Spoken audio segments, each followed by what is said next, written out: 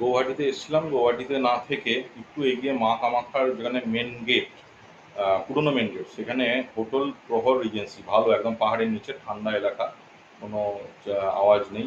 এখানে রুমটা নিয়েছি, দেখাচ্ছি কিরকম রুমটা, ভালো রুম। এটা গেট, এখান দিয়ে ঢুকলাম।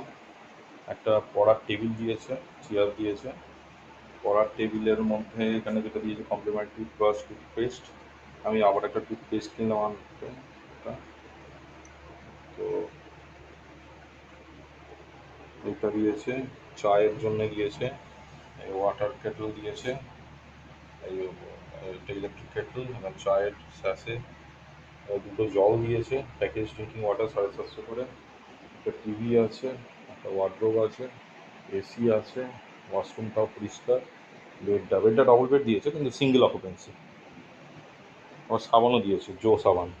ওয়াশরুমটাও পরিষ্কার মোটামুটি, ঝকঝকে ওয়াশরুম।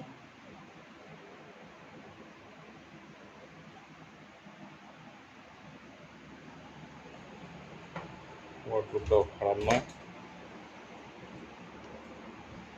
ওয়ার্ড্রোবটা বেশ ভালো।